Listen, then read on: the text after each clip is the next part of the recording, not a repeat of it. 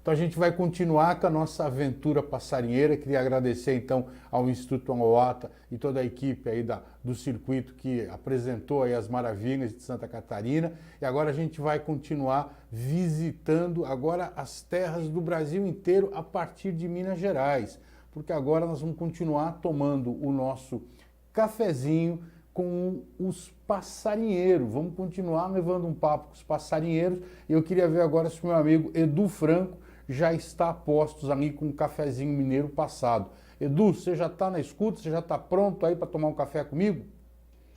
Fala, meu amigo Luizão, bom dia, tô na escuta. Bacana. Deixa eu ver a sua xícara aqui, se é tão bonita quanto a minha. Porque a minha, cara, ó, é aqui, ó. Essa Rapaz, é a tua é assim, e é frente e verso ainda aqui, ó. Deixa eu ver se eu consigo colocar essa parada aqui, ó. Aí, ó. Xícara bonita, eu só não tô te vendo ainda. eu tô com a minha câmera aberta, como é que, eu não sei se é alguém que me Agora coloca aí. sim, Ah, isso aí, pô, agora garoto. apareceu até um galã, cara. Eu já tava feio aqui, agora então que apareceu o Edu, eu fiquei mais feio ainda. Edu, você tá com um cafezinho aí mesmo ou você tá só enganando a Cara, audiência eu, aqui? eu já tomei o cafezinho, mas como eu falo pra burro, eu já tô na água aqui, porque senão a garganta vai embora. Ah, bom, o Edu tá falando de Minas Gerais. Essa água aí eu não sei não se é aquela que o passarinho não bebe, né? Bom, aí é outra história, né? Edu, vamos saudar aqui o pessoal hoje que está nos acompanhando, dar mais um bom dia para os abetas, para os abetanos, para as abetanas, para os meninos e meninas de todo o Brasil, para o pessoal que está nos assistindo, que chegou agora, que perdeu o comecinho da apresentação do pessoal passarinheiro lá de Santa Catarina. Um bom dia para todo mundo, obrigado pela audiência. Esse é o Abeta Summit Virtual 2020, que está aqui no Esquenta da programação da manhã. Eu sei que vocês estão sentindo falta aqui da nossa dupla de apresentadores, muito mais simpáticos, muito mais bonitos, tal. Daqui a pouco eles estão de volta agora. E agora então vou passar para o Edu, e o Edu vai contar umas histórias passarinheiras aí, que parece que tem umas aves que são mais raras. É isso, Edu? Você Isso parece que aí. tem aí umas histórias bacanas para contar de passarinho? Isso aí. Primeiramente, aproveitar que mandar um grandíssimo abraço para toda a turma lá do Sul, para a turma ali da Costa Verde e Malta. A gente tem acompanhado o trabalho deles aí durante essa pandemia, feito um belíssimo trabalho. E o Paulo, inclusive, ele foi me lembrar isso agora mais recentemente, mas na época eu realmente não lembrava do rosto de todo mundo. Mas o Paulo participou do workshop que eu ofereci na Beta, quando a Beta veio aqui com o Summit em Minas, e o Paulo estava lá na plateia, eu não sabia quem era ainda. A gente já se conhecia pessoalmente, mas no calor ali da ansiedade da apresentação, acabou que eu passei desapercebido. Mas é um grande amigo, a gente tem feito alguns trabalhos em parceria aí. Um grande abraço a todo mundo, a Vivi, a Rosia, a todo mundo de lá do Sul.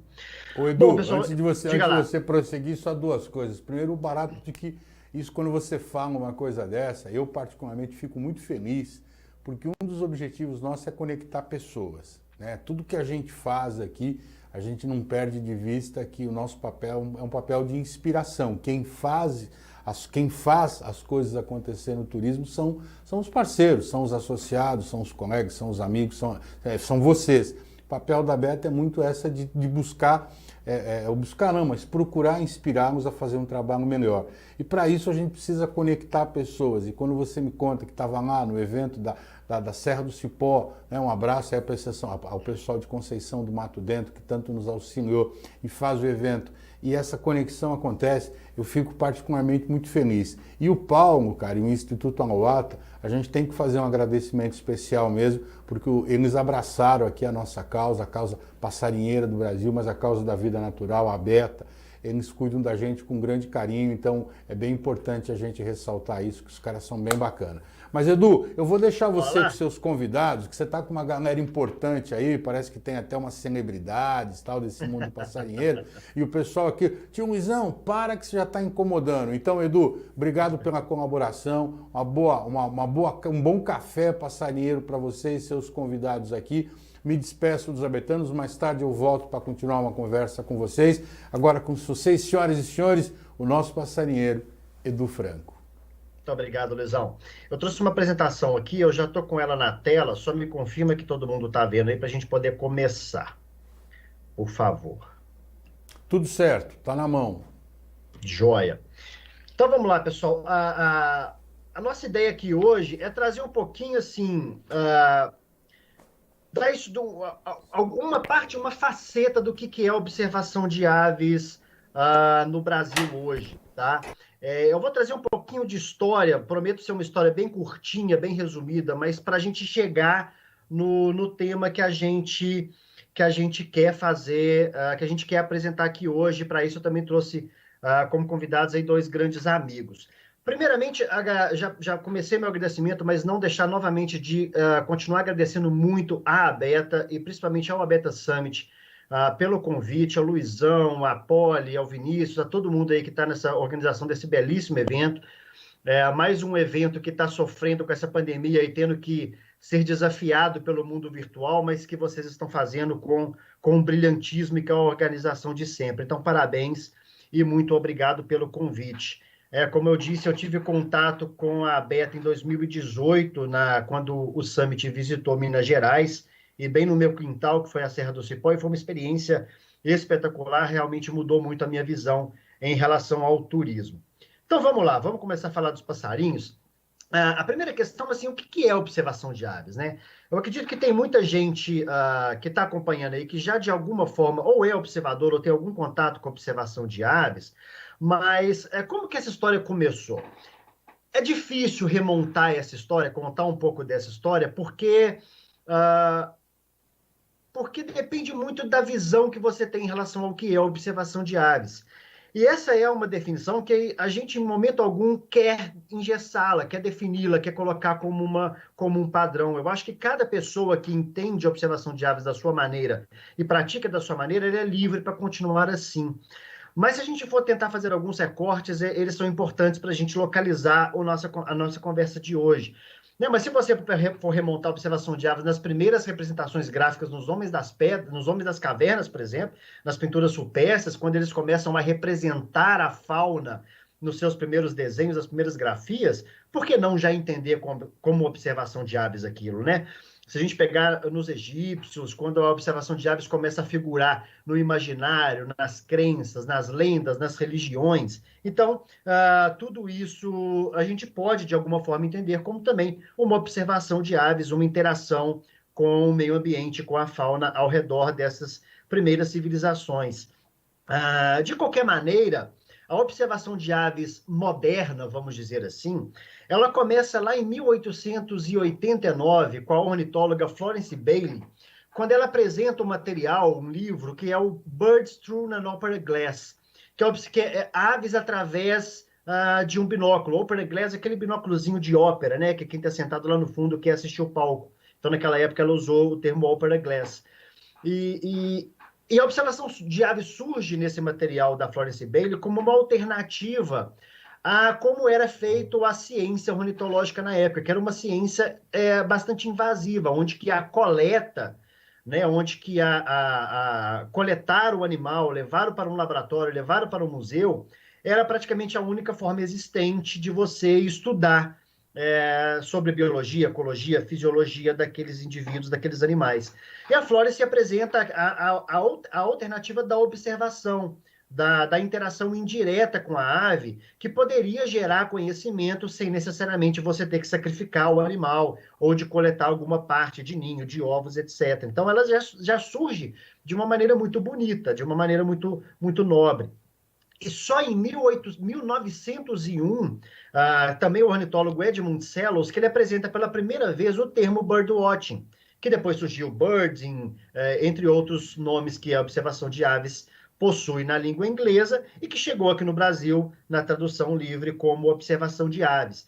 Então isso remonta já de muito tempo atrás. No Brasil, isso só foi chegar aqui por volta de 1846, quando um cônsul americano, que também já era observador de aves, veio para o Brasil a trabalho, mas lógico, ele sabia que ele estava num dos países mais biodiversos do mundo, e a sua diversão, o seu hobby, a observação de aves, também fazia parte do seu dia a dia. E ele foi para o sul do país, e depois de aposentado, acabou escolhendo Gramado como sua moradia. E toda essa história, todo envolvimento, e a sua amizade também com Helmut Sick, que naquela época era o único ornitólogo que realmente fazia observação de aves de uma maneira sistemática no Brasil, eles começam a incentivar a criação dos clubes de observação de aves, que são os famosos COA. E aí o primeiro COA surgiu, o COA-POA, lá em Porto Alegre, em 1974. Né? Então, a observação de aves sistemática no Brasil, uma observação de aves moderna, ela surge no Brasil em 74, e aí, a partir daí, na década de 80, vários outros clubes de observação de aves passam a surgir no Brasil, COA Minas, o COA Rio, o COA São Paulo, e a atividade realmente começa a ganhar todo o território nacional, mas tudo começou no sul e principalmente no sudeste do país. E hoje é uma febre mundial. Se você pegar o hemisfério norte, nós temos dezenas de milhões de observadores de aves. É muita gente. No Brasil, hoje, a gente estima que a gente tenha observadores de aves de maneira geral, de uma maneira mais livre, cerca de 90, 100 mil talvez, e aqueles observadores que realmente são sistemáticos, envolvidos com a atividade, em torno de 50, 60 mil praticantes. A gente está engateando, a gente tem um longo caminho pela frente. Bem, quem são esses observadores de aves? Né? Aqui a ideia é tentar apresentar um pouquinho de como que esses observadores de aves têm as suas interações com o meio. E aí a gente tem aquele observador que é o casual, que é aquele observador de aves que joga a canjiquinha, coloca umas frutas para os passarinhos no seu quintal, no seu sítio, na sua fazenda, vê toda a movimentação, gosta do som, gosta das cores, mas não necessariamente ele conhece o que ele está vendo. Né? Ele gosta do movimento, ele gosta daquela interação ali que ele tem bem próxima, às vezes até de encostar no animal, logicamente um animal de vida livre, né? Eu estou tirando aqui dessa história aquela pessoa que tem a ave em gaiola, que é outra história, ele não entra aqui na nossa atividade. Então, esse aí é aquele cara, realmente, aquela pessoa que atrai a ave, seja com alimento artificial ou mesmo plantando frutas, flores, etc., para atrair aves. Então, esse é o que a gente chama de casual, e ele representa uma grande parcela e entra naquele número de 100 mil observadores de aves que a gente tem no Brasil. E aí passa para o entusiasta, que é aquela pessoa que já se envolve de uma maneira mais imersiva dentro da observação de aves, onde que para ele é interessante ele conhecer o que ele está vendo. Né? Ele quer conhecer o nome do passarinho, ele quer conhecer o que o passarinho come, onde ele vive, quais são as melhores formas e onde eu posso encontrar aquela espécie. Então, uma pessoa que já começa a assumir o papel de turista, onde que ele vai viajar, vai sair do seu domicílio para observar aves no seu estado, no país e, quem sabe, também no mundo inteiro. Né? Então, já é uma pessoa que, de alguma forma, ela não demanda só a interação, mas ela demanda o conhecimento. Né? Ela precisa saber o que ela está vendo de uma maneira que ela realmente entenda aquela observação dela de uma maneira quase científica. E por último, eu tenho o que a gente chama de Twitcher, né? Não tem a ver com o Twitter, tá? Mas o Twitcher é aquela pessoa que realmente ela é o observador de aves hardcore, é aquele que tem sangue nos olhos, aquele observador de aves, aquela pessoa que tem as suas listas, as suas metas, que é competidor em algum momento, né? Que gosta de figurar nos rankings nacionais e internacionais de observação de aves, que se preocupa com o número também, né? Ele é um colecionador de figurinhas. Ele tem o seu álbum, ele tem um álbum das aves do Brasil, ele tem um álbum das aves do seu município, ou o álbum das aves do mundo, né? Então ele tem a vontade de preencher todas as lacunas desse álbum. Então já é aquele observador bem dedicado mesmo, que praticamente respira a observação de aves 24 horas por dia, 365 dias por ano, né? E aí os americanos e os ingleses, principalmente, são a maior parte dos tweeters do mundo, vamos dizer assim, né? Tudo começou lá, esse termo surgiu na Inglaterra, se não me engano. Muitos observadores de aves até não gostam de ser chamados de tweeters, que realmente são aquelas pessoas mesmo quase loucas pela observação de aves e pelas suas coleções de figurinha. O entusiasta é aquele que, de repente, numa viagem de família, ele separa um dia para fotografar a ave, numa viagem de trabalho, ele separa um dia para fotografar a ave, e, de vez em quando, ele acaba também fazendo viagens específicas para observação de aves. O Twitter já é aquela pessoa que praticamente emenda uma viagem na outra, e a vida dele é toda transformada em observação de aves. Bem, vamos falar então do álbum de figurinhas do Brasil, né? Qual que é o álbum de figurinhas do Brasil e como que a gente... O que a gente tem de figurinha no Brasil? A lista do CBRO, que é o Centro Brasileiro de Registros Ornitológicos, que é o responsável pela curadoria da lista brasileira de espécies de aves. A lista de 2015, que é a última publicada, ela tem o número de 1919 espécies de aves conhecidas, mas que muito em breve vai ser atualizada para o número de 1969. Então, nós vamos bater ali na porta das 2.000 espécies muito em breve. E aí, para a gente ter uma noção de cenário internacional, Brasil, junto com Peru e Colômbia, são os países mais biodiversos do mundo em relação a espécies de aves, né? E aí, a gente tem dentro do Brasil aquelas espécies que são endêmicas. E qual que é o conceito de endemismo? Endemismo é quando uma espécie ela está restrita a determinada porção geográfica. Logicamente, eu tenho espécies endêmicas de continente, espécies endêmicas de áreas globais, mas também eu tenho espécies endêmicas de pequenas localidades, espécies endêmicas de países, por exemplo. E no Brasil, dessas 1969, 1919, a gente tem cerca de 260, 270 espécies endêmicas, ou seja, 267 espécies que só ocorrem dentro do território nacional, que todo o seu ciclo de vida ocorre dentro do território nacional. Então, essas 260 espécies, se as pessoas, 267 espécies, se observadores de aves do mundo quiserem vê-las, elas precisam obrigatoriamente visitar o Brasil para avistá-las. E, logicamente, essas espécies, a maior parte delas, está concentrada no centro-leste, centro e leste do Brasil, que é onde a gente não tem fronteira, né, com outros países, então essas aves acabam ficando localizadas ali.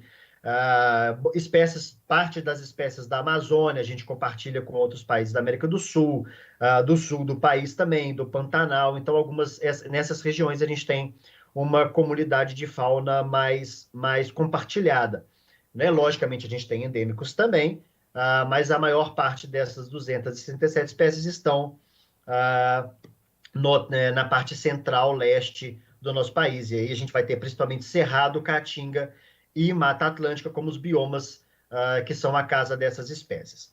Bem, nessa história de entusiasta, de Twitter e de álbum de figurinhas, então, o álbum de figurinhas hoje ele é representado, principalmente nessa observação de aves mais moderna, mais atual, pela fotografia, pela rede social. Então, hoje a gente tem uma série de plataformas onde que essas figurinhas são depositadas. E aí eu cito o Wikiaves, o eBird, a Taxios, que são listas de aves. Também, apesar de que a Taxios é mais lista, a gente não consegue colocar registros lá, mas tem o iNaturalist, enfim, tem uma série de plataformas e redes sociais onde que a gente deposita as nossas figurinhas. Tem os Flickr, Instagram, etc., né? Tem várias possibilidades.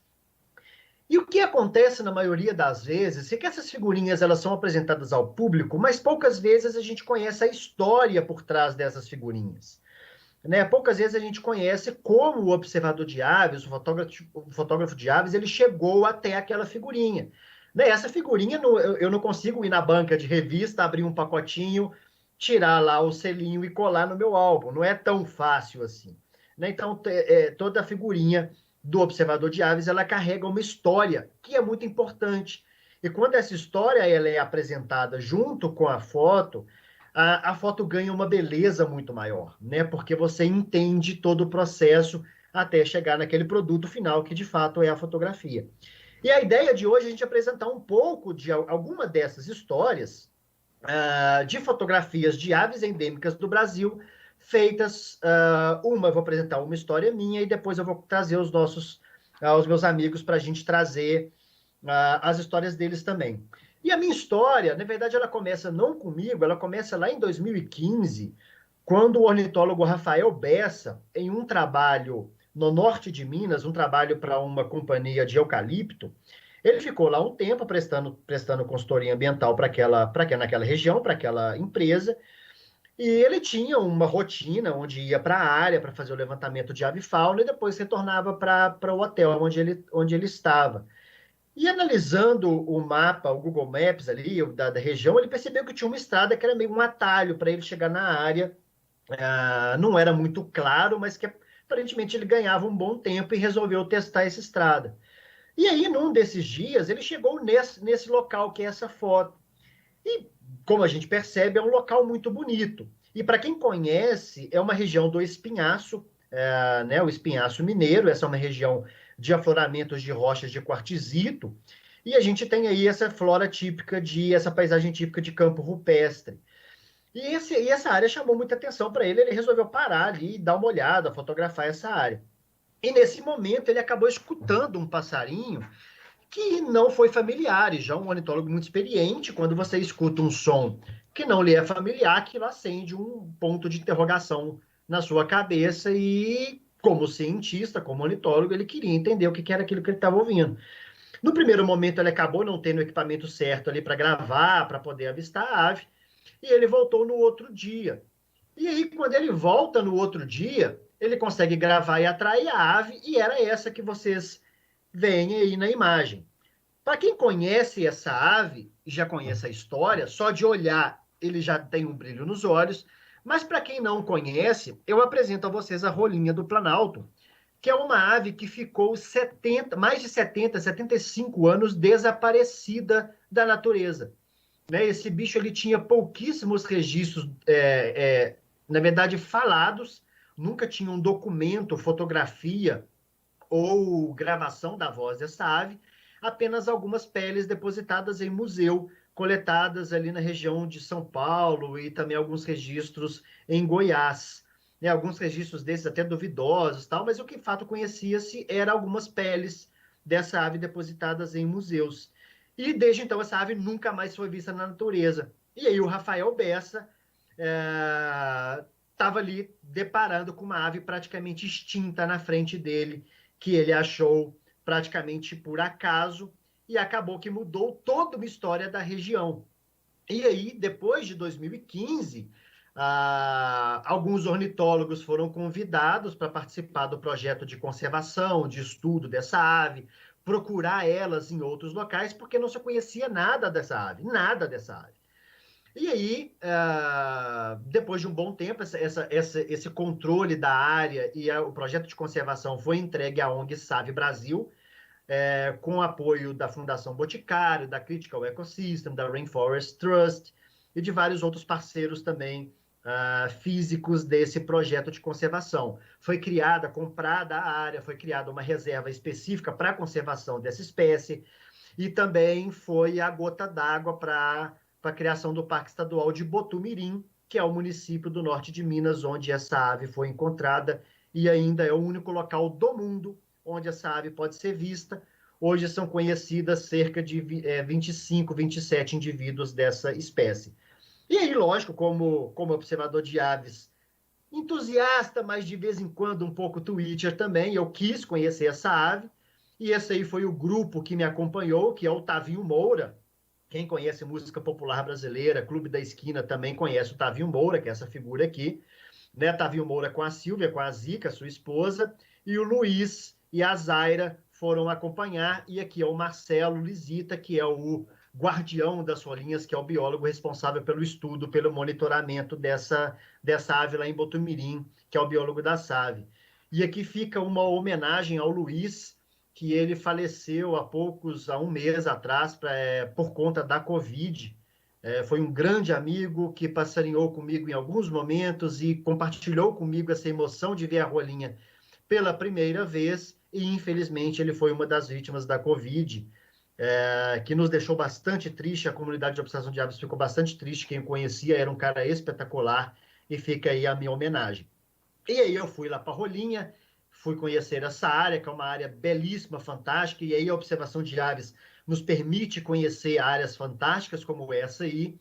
Isso aí a gente procurando pela Rolinha, lá no Espinhaço, lá em Botumirim, e aí finalmente a minha figurinha, né, a ave, a história até chegar a essa ave que foi no ano de 2018, 3 anos depois da ave ter sido redescoberta. A SAVE começou a abrir a área para visitação e para turismo, e essa aí foi a foto que eu consegui, essa e essa outra foto também mostrando aí 2 indivíduos. Então, realmente uma história muito legal que faz toda a diferença, né? Se eu chegar e só mostrar essa foto, porra, uma ave linda, um bicho de olho azul, realmente fantástica, mas quando eu conto a história, essa figurinha ela ganha uma moldura dourada e aí a coisa fica muito mais interessante. Bom, essa foi a minha história, um pouco da história da obsessão de aves, e um pouco de uma história de uma das minhas figurinhas do meu álbum, que é uma das figurinhas mais especiais, provavelmente a mais especial que eu tenho dentro do meu álbum hoje. E aí, eu trago 2 grandíssimos amigos para compartilhar esse momento comigo, que aí, além da observação de aves permitir que você conheça locais espetaculares, ela também te apresenta pessoas espetaculares. E aí estão 2 das pessoas que são grandes amigos hoje, que os passarinhos me permitiram conhecer. E aí agradeço muito também a essas oportunidades. E então a Silvia Linhares e o Norton Santos. A Silvia hoje ela é a pessoa que figura no número 1 do ranking de espécies fotografadas no Brasil. Né? Ela tem 1.609 espécies fotografadas. Olha só, o álbum do Brasil tem 1919, ela está ali quase completando o álbum, né? Tá difícil achar as figurinhas agora. A Silvia vai contar um pouco dessa história pra gente. E o Norton também tem lá suas 900, 800, 900 espécies. Hoje os dois, não só no Brasil, viajam o mundo inteiro fotografando natureza e tem muita, muita história para contar pra gente. E eu vou deixar eles contarem um pouquinho dessa história pra gente. E aí, primeiro eu convido a Silvia. Silvia, por favor, se puder entrar aí e contar um pouquinho da sua história e alguma das suas figurinhas para a gente também, por favor. Bom dia, Edu. Bom dia a todos. Está me ouvindo bem? Estou te ouvindo, Silvia. Só não sei se o pessoal lá já te colocou na tela, mas já já eles vão te colocar lá também. Ok. Aí é o seguinte, além dessas 1.609, que vai ser 1.610, assim que você mostrar o macaquinho da várzea para mim, tá? Que é um endêmico, tal, eu estou aguardando isso ansiosamente. Eu ainda tenho 472 espécies que eu já fotografei que não ocorrem no Brasil. Mas das 276 endêmicas que você estava mencionando, eu já fiz 236. E é lógico, se eu for ficar contando história de cada uma das fotos, que nem você falou, eu vou ficar 3 dias aqui, porque todas têm uma história sensacional. A primeira, ai que lindo, a primeira das histórias é o Tchê Bicudo. Você pode pôr ele na tela, por favor? Pessoal, se puder voltar à apresentação aí, eu coloquei ela agora. Isso.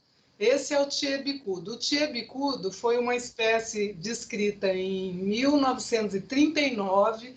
Ele ficou 65 anos, quase o mesmo tanto que a rolinha, sem ser avistado, até que em 2003, o Dante, nosso amigo Dante Buzetti, ele observou essa ave no centro do Brasil, que é Mato Grosso, Goiás, eu não sei se ela ocorre em outros lugares. Aí eu queria muito fotografar essa ave, muito, muito, muito, e eu fui para Goiás, atrás dela, num lugar lá, Chapadão do Céu, que tinha um amigo que sabia o local, pegamos um guia e fomos para lá. E andamos, tinha chovido na noite anterior, e numa passarela de madeira que estava meio molhada, a gente foi andando com muita calma. Mas logo em seguida, no finalzinho da passarela, tinha uma rampa e ela estava molhada. E eu perguntei para esse rapaz que estava nos guiando se ela era segura, que eu falei, não vou descer aqui. Ele falou, não, é tranquilo. Desceu 2 vezes, aí eu fui descer. Eu dei o primeiro passinho, quando eu dei o segundo, eu escorreguei, a câmera bateu aqui no meu rosto, eu tomei um corte aqui, bati a cabeça na tábua, fez um corte. Aí minha amiga que estava comigo, todo mundo, meus amigos, né, olharam, não, tá tranquilo. Eu falei, não tá doendo? Não, não, não, bateu a cabeça. Não, não, não tem nada, vamos embora. Só que aí nós saímos dessa trilha e fomos para outra mais segura, né? E andando, andando, de repente eu senti um calor aqui nas minhas costas, no meu colete, eu estava ensanguentada até a bainha da calça, aqui assim. Aí quando eu chamei minha amiga e mostrei, ela falou, não, simbora para o hospital. Aí, quando eu cheguei, já avisaram o hospital, eu estava com sangramento, deu um sangramento feio, deu uma hemorragia. Fez um galo, e do galo ele estourou e começou a escorrer sangue. Cheguei lá no hospital, aí lavaram meu cabelo, rasparam, fizeram ponto, fui para a UTI. No final, o pessoal já não sabia se eu estava tendo alucinação por causa do tombo ou se eu era uma palhaça e estava brincando o tempo todo e rindo o tempo todo. Eu fiz tanta amizade com a galera que no final eles já queriam, a enfermeira, todo mundo fazer selfie comigo. E aí depois ainda recebi a visita do diretor do hospital, que é esse moço de camisa vermelha, que era da Marinha, todo gato, todo simpático. Dali a pouco eu já estava convidando ele para ir ver o Bacurau de Calda Branca à noite, tomar cerveja comigo. Aí ele falou assim, não, vai ficar para outra oportunidade, porque você vai ficar de castigo, vai ficar em repouso. Aí eu fiquei de repouso, voltei para Brasília, de Brasília para São Paulo, e fiquei sem o danado do Tchê Bicudo. Mas ele ainda tem história. Um ano depois, a minha amiga Jeane Martins, que está aqui, essa moça bonita, de olhos verdes, ela falou assim, vou te dar um presente de aniversário, vem aqui para o Mato Grosso. Aí eu fui lá para o Mato Grosso, nós fomos ver onça naquela semana, aí um belo dia ela me levou numa pousada, ela falou, aqui você vai ganhar o seu presente de aniversário. Eu, ai, o que será, né? Aí saímos de manhã de barquinho com o guia local lá da pousada, né? E de repente eu vejo aquele Tchê Bicudo que vocês viram lá naquele começo da foto. E o mais engraçado não foi isso, foi que na hora que eu fotografei ele, passava um falcão, um gavião, sei lá, e espantava ele ia para longe. E eu queria fazer um fotão do bicho. Eu falava, vai embora, gavião, vai embora, diabo. Eu não sabia quem era. E aí vocês não vão imaginar, era um falcão crítico, que era um lifer para mim. O lifer é aquele passarinho que você nunca avistou. E eu só fui fazer ele um ano depois. Mas o Tchê Bicudo, eu garanti a minha foto, foi linda. Aí tem a outra, falando em cocoruto, né, que eu cortei o cocoruto e fui parar no hospital. Essa avezinha feinha, esquisitinha que vocês estão vendo, ela chama cocoruta. Cocoruta, cocoruta, é isso mesmo. E ela ocorre num único lugar do Brasil. Essa espécie é aquela que é igual mais umas 10 ou 15, chamada Helênia. Ela é muito motivo de piada entre o nosso meio, porque ela é igualzinha. E só existe uma pessoa, e lógico, os bons guias, né, Edu, que consegue identificar ela, tipo aquele qual é a música do Silvio Santos. Você fala uma nota e o Wagner Nogueira, um mineiro arretado, se é que mineiro pode ser arretado, né, Edu? Não sei, eu acho que ele é bem arretado, né? Ele consegue identificar com uma peninha, uma nota de vocalização, ele fala, essa é a Helênia tal, essa é a Helênia tal. Mas essa Helênia, eu vou falar para o Wagner, eu identifico de olho fechado, porque ela só existe em Fernando de Noronha. Eu não sei como que ela foi para lá, mas essa cocoruta só existe lá. Então, você vê uma Helênia lá, você vai saber que ela é a tal cocoruta. Não tem como errar. Porque, em geral, a gente nunca sabe qual é, né? Se você não ouviu o som dela, você não sabe. E ela fica nessas flores lindas, maravilhosas. Vocês não vão acreditar, mas eu vi um casal lá, uma moça chegar para o namorado, marido, sei lá, e falar assim, ai, meu Deus, aqui só tem ave feia, tudo cinza. Eu falei, meu Deus do céu, ela não tem ideia do que ela está vendo, a importância do endemismo. É uma coisa que a gente precisa contar mais para as pessoas no Brasil, a importância dessas aves, né? E depois eu fui para o Nordeste, que eu falo que o Nordeste é um dos locais que mais tem ave endêmica nesse país. Numa única manhã, Edu, pode passar a tela, por favor? Isso. Numa única manhã, eu vi 8 aves endêmicas, isto antes do café da manhã. Esse é um bacurauzinho da Caatinga, aí são várias aves, é uma gralha cancã, linda, maravilhosa. Depois veio um pica-pau ocráceo, que eu me lembro, uma fêmeazinha, um rapazinho, ai meu Deus, é um buconídeo, agora eu não lembro o nome dele. Dos velhos. Rapazinho dos velhos, isso.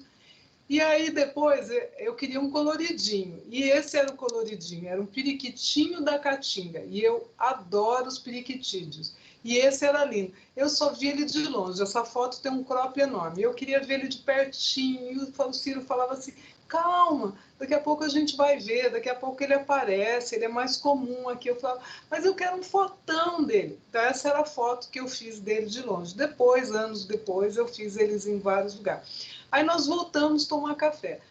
Quando eu pego meu pratinho de fruta e coloco em cima da mesa, quem que aparece para roubar minhas frutas? Um periquitinho da Caatinga. Eu falo, gente, do lado, isso aqui é uma foto de celular. O bichinho veio roubar minha comida.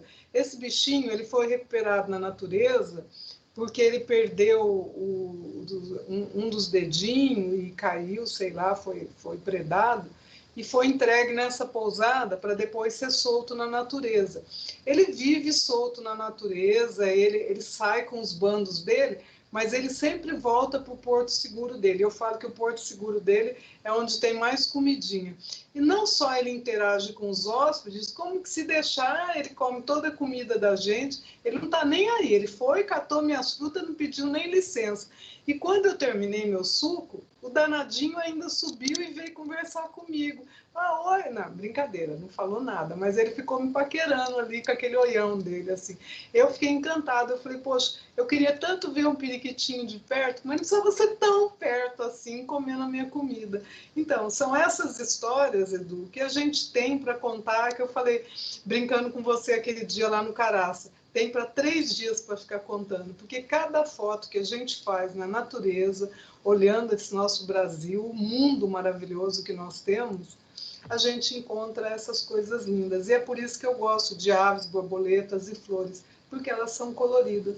Então era isso, minhas histórias são essas, porque senão eu não vou parar mais. Du, obrigada, viu, de estar aqui. Eu que agradeço, Silvia, e você falou isso realmente, a gente tem tanta história, e como a gente disse, tantos locais, tantas pessoas que a gente conhece, a gastronomia dos locais, né? A observação de aves, lógico, o passarinho é o motivo da nossa viagem, mas tudo que a gente ganha de bônus nessas viagens é muito rico, a gente aprende muita coisa, a gente conhece muita coisa nova. E a gente tem o álbum de figurinha, né, que é onde a gente coloca as nossas imagens, mas se a gente pudesse realmente escrever livros com as histórias em relação a essas viagens, cara, tem livro para escrever uma biblioteca inteira. E isso é muito rico, muito, muito rico. E aí agora eu vou convidar o outro amigo, que é o Norton Santos, que é um cara também que já viajou comigo algumas vezes, que eu tenho um enorme carinho por ele, que é um cara muito bacana, e é um baita de um fotógrafo que produz imagens maravilhosas, ele se preocupa muito com a qualidade fotográfica, muito mais do que o próprio número de figurinhas que ele tem, ele gosta de figurinha, toda figurinha muito bonitona, assim como a Silvia também disse, né, que não adianta o passarinho estar lá longe, eu tenho que chegar perto, eu tenho que fazer aquela foto. Então, essa figurinha também, a gente tem o Lifer, que a Silvia colocou, que é aquela foto que eu fotografei, eu vi a ave, mas a foto mesmo, ela nem sempre vem na primeira vez. E aí a Silvia cunhou um termo para a gente também no nosso meio, que é o Melhorifer, né, Silvia? Que aquele eu já vi, eu já tenho foto, mas eu ainda não tenho a foto, não tenho a figurinha. Então, às vezes, você precisa de voltar no local, de fazer mais uma viagem, ficar mais tempo, mais dias dedicado àquilo, para você realmente conseguir a foto que você quer. E aí, então, Norton, te convido para você também poder contar um pouquinho das suas histórias para a gente, meu amigo. Bom dia. Bom dia, pessoal. Tudo bem? Vocês estão me ouvindo? Então, sim. Maravilha. Bom, eu vou me apresentar brevemente aqui primeiro. Na verdade, eu sou cientista da computação, né? Eu trabalho na área de exatas, mas fotografia de vida selvagem no geral, né? Mamíferos, aves, paisagens, borboletas e tudo mais que aparecer. É uma das grandes paixões aí da minha vida, né? E eu gosto muito do desafio que consiste em você registrar de uma forma satisfatória, seja através de foto, ou uma gravação, de uma vocalização, né, de um animal, ou um vídeo, de forma satisfatória, registros de vida selvagem, porque eles são muito difíceis, e fazer isso chegar para as pessoas. Desde criança, eu tenho o meu tipo de programa favorito sempre foi aqueles programas da National Geographic, Animal Planet, né? Passava na TV Cultura. Então eu ficava horas e horas vendo todas aquelas cenas de vida selvagem, e isso me despertou uma vontade muito grande de estar na natureza para tentar fazer os meus próprios registros, né?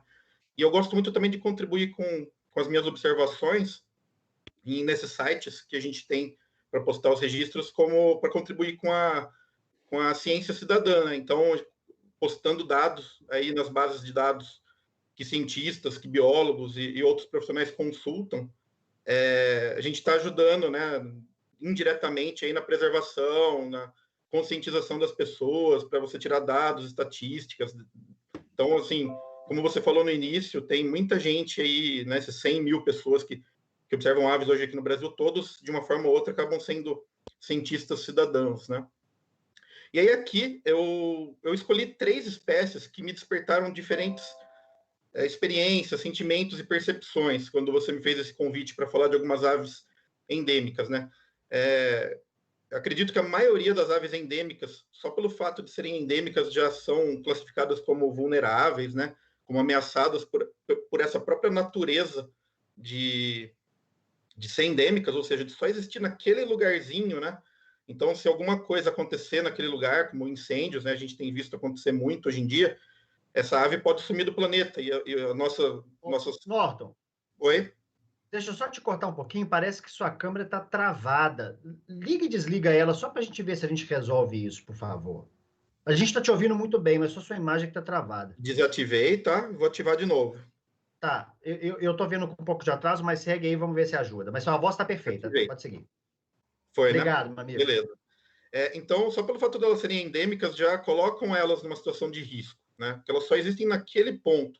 Então, eu encaro que elas são aves, na verdade, são espécies sobreviventes, né? Elas estão sobrevivendo ali, lutando contra todos os tipos de desafios, tanto naturais quanto pela presença do homem, né? Então, são espécies que eu admiro muito. Então, eu vou começar falando pela primeira, que é uma espécie do cerrado, na verdade, dos campos rupestres do Cerrado, né? É o lenheiro da Serra do Cipó. Essa aí você, Edu, eu tive o prazer de ser apresentado a ela por você, né? E ela é uma ave endêmica de Minas Gerais, né? Está restrita a formações rochosas aí de campos rupestres, somente da Serra do Cipó. Então, qualquer pessoa que queira um dia ver essa ave vai ter que viajar para esse lugar feio que está na foto aí, né? Um lugar muito feio, né? Como vocês podem ver.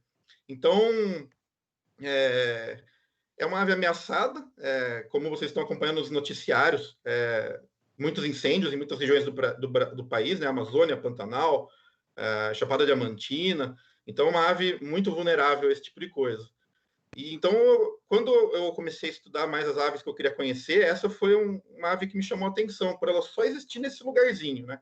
E como eu gosto de fotografar outras coisas, paisagens, flores e tudo que surgir na frente, eu falei, é a combinação perfeita, né?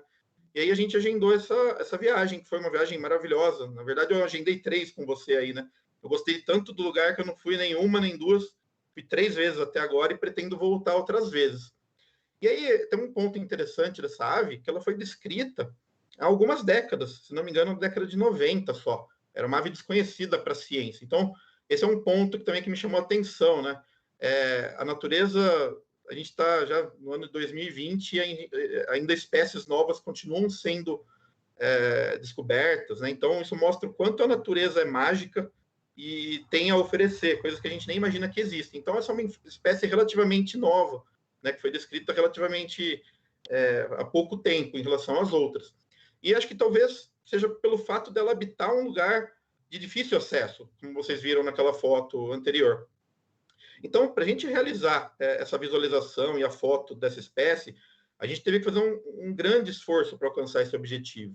A gente andou vários quilômetros, né? Foram uma caminhada aí debaixo de sol, vento, chuva, relevo acidentado, altitude, né? A gente sabe que esses microbiomas, né? Os campos rupestres, aí o tempo muda o tempo todo. Então, tinha hora que era chuva, garoa, sol, vento, e terreno acidentado. Então, foi um grande desafio chegar até o topo, né, da serra onde essa ave mora, né, onde ela habita. Mas foi muito recompensador, porque a gente foi apreciando a paisagem o tempo todo. e eu pude produzir essa imagem que está na tela, que não é uma ave visualmente atrativa, né, para o pessoal que gosta de aves coloridas, aquela coisa toda chamativa, mas essa foto e mais algumas que eu produzi nessa viagem e nas outras estão entre as minhas fotos pessoais favoritas, assim, porque toda vez que eu olho para a foto, eu lembro do esforço que foi para chegar nesse lugar, realizar essa foto, encontrar o lugar em que essa ave maravilhosa habita, né? Então, todos esses fatores, esse desafio mesmo, físico, psicológico, carregando peso, equipamento, né? Faz eu sentir uma emoção muito grande quando eu olho para uma foto como essa. É recompensador, né? É uma das minhas fotos favoritas. Norton, só te contar, aí tem uma coisa legal nessa foto também que você citou, né, da questão da ave e da importância da conservação da ave para a conservação do local. Né? E essa foto sua, por exemplo, a gente tem uma espécie endêmica de campo rupestre em cima de uma espécie endêmica de cerrado, que é a canela de ema, né? Então, exatamente. É uma foto extremamente representativa. Né? E acredito até, né, uma das fotos anteriores é de uma bromélia endêmica, pelo que eu lembro que você me falou, também não sei se está no slide, né? Mas essa aí é endêmica da Serra do Cipó, só tem lá. Da Serra do Cipó. E eu lembro que a gente viu uma ranzinha endêmica, um lagartinho endêmico. Então, assim, até a gente chegar no objetivo final, lá em cima da serra, onde a gente viu o lenheiro da Serra do Cipó, a gente viu paisagens, assim, de tirar o fôlego, né? Flores, anfíbios, répteis. Então, assim, é um lugar que como eu disse, eu voltei 3 vezes e pretendo voltar muitas outras, mesmo já tendo visto essas espécies, sabe? Eu tenho esse perfil de quando eu gosto muito de um lugar, eu vou lá e volto, revisito, mesmo que eu já fui uma vez, 2. Eu gosto muito de aproveitar cada momento, cada segundo. E aí, são os grandes amigos, né? Até aproveito para mandar um oi aí pro Baldo, pro Odair, né? O Edu ali no meio. Então a gente aproveitou também, como desculpa, para ver o lenheiro da Serra do Cipó e algumas outras aves endêmicas, para fazer turismo, né? Conhecer pontos importantes aí da região, comer, aproveitar a gastronomia, né? Então, para mim, foi uma viagem maravilhosa, uma das melhores viagens da minha vida. Eu sou cientista da computação, costumo trabalhar entre 4 paredes, né? Com tecnologia, uma coisa que eu gosto muito, mas natureza é uma válvula de escape para mim. Então, sempre que possível, eu gosto de planejar essas viagens. Muitas vezes eu vou sozinho, muitas vezes eu vou com amigos também. Então, é uma grande oportunidade de curtir esse momento, compartilhar essa felicidade toda, compartilhar a natureza com outras pessoas, né? Acho que isso faz sentido. Como vocês disseram no início aí, também acho que na outra apresentação, conectar pessoas, né? Envolver pessoas, acho que essa é uma das grandes almas do negócio também. Vou passar para a segunda ave, né? Vamos mudar aí dos campos rupestres do Cerrado Mineiro, a gente vai mudar aí para a Mata Atlântica, né? Essa ave que vocês estão vendo é um rapinante, é o gavião-pombo pequeno. É uma ave endêmica também da floresta da Mata Atlântica, né? Ela habita preferencialmente aí do nível do mar até uma altitude de 800 metros, mais ou menos, e ela pode ser encontrada da Bahia até Santa Catarina. É uma ave endêmica também da Mata Atlântica, só existe na Mata Atlântica, e também é uma ave ameaçada. Como vocês sabem, a Mata Atlântica foi um dos biomas mais comprometidos e destruídos, né, no Brasil desde a época da colonização. Então, pelo fato dessa ave habitar justamente a área mais povoada do país, a área que teve mais desgaste, né, e ela tornou-se uma ave ameaçada também. E aí ela tem uma história interessante, né, quando eu estudei, né, eu sou entusiasta, eu gosto de estudar também as aves, aí, eu vi que tinha ela em Peruíbe, né, no Guaraú, ela aparecia todo inverno, e era muito facilmente observada. Eu tenho um grande amigo lá, né, o Fábio Barata, até não sei se ele está vendo a nossa apresentação aí, mas um grande abraço ao Barata também.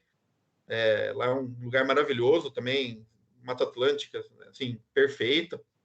E eu entrei em contato lá com o Barata, falei, Barata, eu gostaria de ver o gavião-pombo pequeno, ele me explicou a época do ano, eu me planejei para ir, né. Isso já fazem uns 4, 5 anos. E, assim, eu olhei os registros, grupos de pessoas que o Barata guiou, um dia antes do dia que eu fui, fizeram o bicho, uma semana antes. Então, eu falei, o bicho tá lá, né? Dá pra ver, né? A gente vai procurar. E quando eu fui, nada do bicho, né? Nossa, cadê? Não apareceu, né? E beleza, fui embora, tranquilo, né? Falei, uma oportunidade para voltar.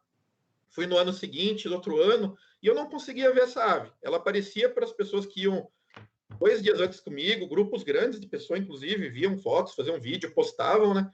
E depois que eu ia também, a ave aparecia para as pessoas. Então eu falei, nossa, o gavião pombo pequeno está fugindo de mim, né? E foram uns 3, 4 anos que eu ia na época certa, no lugar certo, com a pessoa certa, e não aparecia, né? E aí, no ano passado, se não me engano, eu fui mais uma vez, despretensiosamente, né? Falei, a hora que ele tiver que aparecer, ele vai aparecer, né? E aí eu tive a felicidade de fazer essas 3 fotos, né? Eu não vi por um bom tempo, mas quando eu vi também eu fiz foto de lado, de frente, de costas, né? E muito naturalmente, né? A gente enxergou de longe uma bolinha branca assim no meio da vegetação verde. A gente falou, nossa, acho que é o bicho, né? E a gente foi se aproximando, chegamos muito perto, uma distância ali de 5 metros, e o bicho nem aí pra gente, o bicho caçando na dele. E aí eu tive a felicidade de fazer essas fotos, né? Aí de lado, de frente, de costas, e vendo a espécie no seu comportamento totalmente natural. Não foi usado som para atrair a ave, playback, nenhum artifício. A gente achou o bicho no olho, né, visualmente, e ele caçando, voava de uma árvore para outra, observando o chão, procurando anfíbios, né, pequenos roedores, cobras, lagartos, que compõem a alimentação dele. E isso me mostrou assim que a gente tem que ter paciência, né? Tem que ser paciente, a coisa vai acontecer na hora certa. A gente tem que ter persistente, a gente tem que estar lá para. Se eu não tivesse ido uma 4ª, 5ª vez, no 4º, 5º ano, eu não teria feito essas fotos, né? Se eu tivesse desistido. Então, para a gente ver uma situação de vida selvagem, a gente tem que estar lá. Daqui de casa, eu só vou ver no máximo numa webcam aí, né? Ou em fotos de outras pessoas. Então, a gente tem que ir. Então, a gente tem que ter paciência, persistência.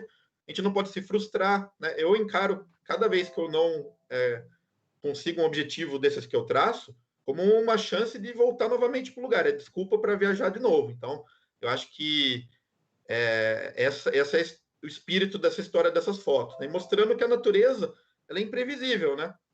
Como eu disse, eu fui no lugar certo, na época do ano correta, com as pessoas certas, mas a coisa acontece quando tem que acontecer. Então, eu acho que essas são as lições que eu tiro através dessas fotos aí, dessa espécie endêmica da Mata Atlântica. E aí eu vou para a minha última espécie que eu escolhi, viajando da Mata Atlântica para a Caatinga. Essa espécie é muito especial também, né? Ela vive numa região extremamente restrita de desfiladeiros do sertão baiano, é a arara azul de Lear. Ela é uma ave criticamente ameaçada, é uma das aves mais raras do mundo.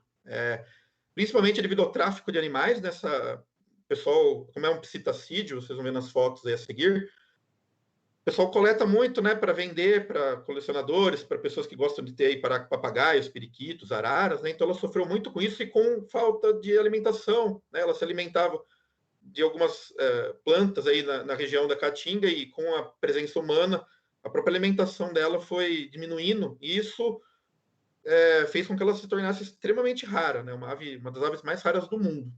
E aí ela tem uma história interessante, que a ocorrência dela permaneceu desconhecida por mais de um século, por 2 séculos.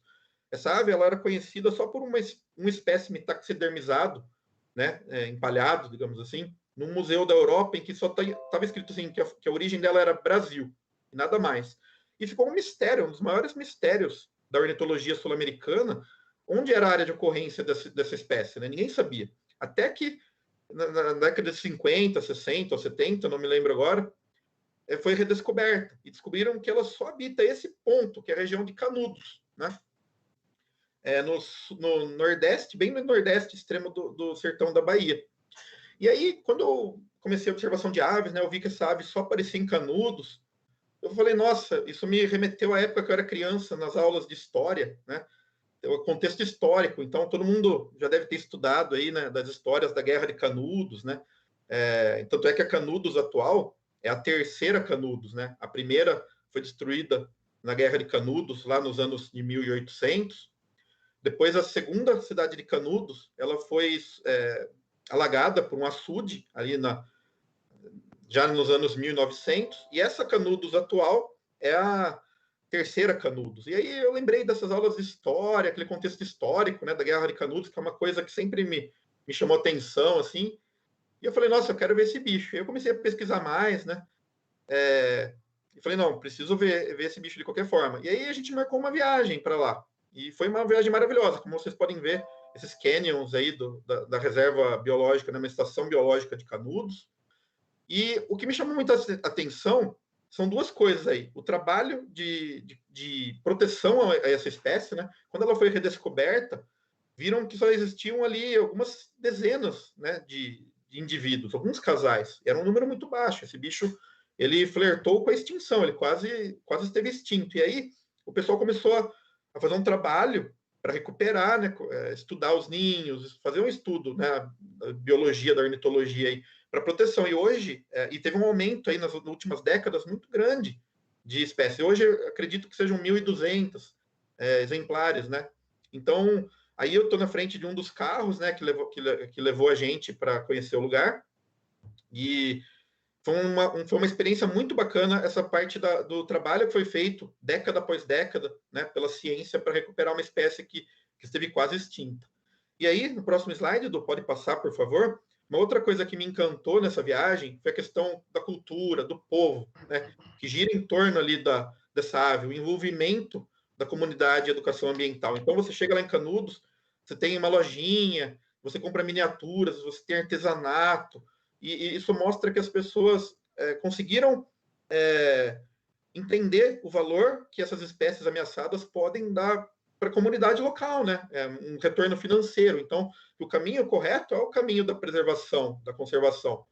A gente consegue manter as coisas de uma forma sustentável. Então, a gente visitou várias lojinhas, então a gente viu que a cidade respira essa coisa da arara azul, né? A gente pode ver um exemplo de artesanato, né? Então, foi uma coisa muito bacana. E aí, para finalizar, né, no dia da viagem, a experiência é fantástica. Eu recomendo a todos que estão aqui.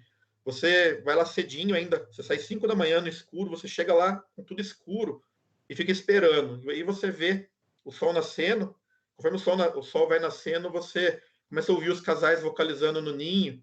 É a coisa mais linda do mundo. Assim, é um lugar que dá uma paz tão grande, né? Você começa a amanhecer naquele lugar maravilhoso, ouvindo os casais vocalizando, e começa a voar uma para lá, uma para cá, e vira uma sinfonia. E aí eu consegui fazer alguns registros que eu gostei muito.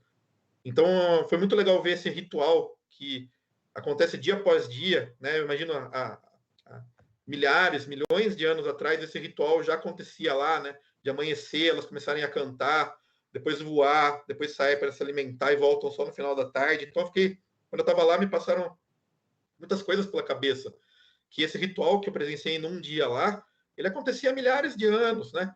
Então eu falei, nossa, os ancestrais desses bichos que eu tô vendo aqui já faziam isso milhões de anos atrás, e foi uma experiência muito gostosa, de muita paz, né? E aí a lição que eu tenho da arara azul-lear, nesse caso, é que muitas vezes a história de uma foto, ela começa muito, muito, muito antes do que a gente pode imaginar e prever, né? Na verdade, a história dessas fotos, para mim, no meu contexto, começou lá quando eu era criança, que eu ouvi a história de Canudos, que já me chamou a atenção, né, da Guerra de Canudos, do Antônio Conselheiro, do Açude, que é a terceira cidade de Canudos, a atual. E aí isso conectou, quando eu comecei a observar aves, com a questão que eu vi que essa arara é endêmica e só ocorre lá.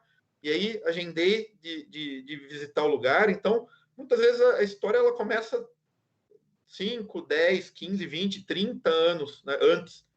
E eu, naquele momento, quando eu era uma criança, lá nas aulas de história, eu nunca imaginei que essas coisas iam se conectar uma com a outra, e um dia eu ia poder realizar esse sonho de ver uma espécie tão bonita como essa. Então, é isso, Edu, Silvia e todo mundo que está ouvindo a gente. Eu queria agradecer o convite e a oportunidade de conversar um pouquinho com vocês aqui. Maravilha, meu amigo. Muitíssimo obrigado. Belíssima apresentação. Silvia também, belíssimas histórias. A Silvia é sempre muito engraçada, né? Ela traz muita alegria nas viagens de observação de aves. A gente sempre ri muito quando a gente está com ela. Norton também, enfim, 2 grandes amigos. Belíssima apresentação de vocês dois. Muito obrigado. E antes de encerrar, eu queria só finalizar aí com essa questão apresentar essa questão de observadores de aves, seja casual, seja ele entusiasta, Twitter, seja lá o que for, né?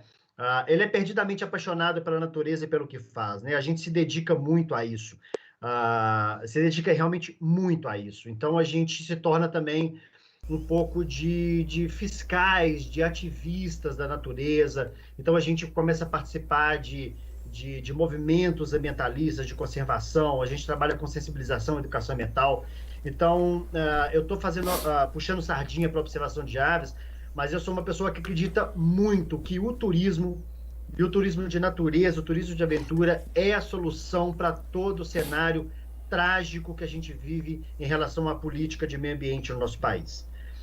Se a gente investir em turismo, acreditar em turismo, fazer eventos como a gente tem feito durante a pandemia, fazer eventos e fazer movimentos como a Abeta faz brilhantemente há mais de 15 anos, eu acho que é isso que vai salvar, é isso que vai reverter todo esse cenário péssimo que a gente vive no nosso país. E aí não importa partido, não importa momento, nunca meio ambiente foi prioridade no nosso país. Isso não é novidade. Então a gente precisa, de alguma forma, acreditar no turismo e acreditar que essa é a ferramenta que vai salvar todo o nosso meio ambiente, que vai salvar esses 267 espécies de aves que só vivem aqui no nosso país. Olha a nossa responsabilidade.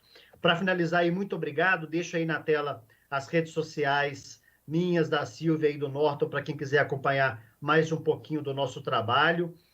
Muitíssimo obrigado, Luizão, Poli, Vinícius, a toda a turma da Abeta, todo mundo que estava aí no bastidor ajudando a gente a poder conseguir trazer essa apresentação. E muito obrigado a todos os amigos que também acompanharam a live junto com a gente pelo YouTube. É isso, meus amigos. Muito bom dia, muito obrigado.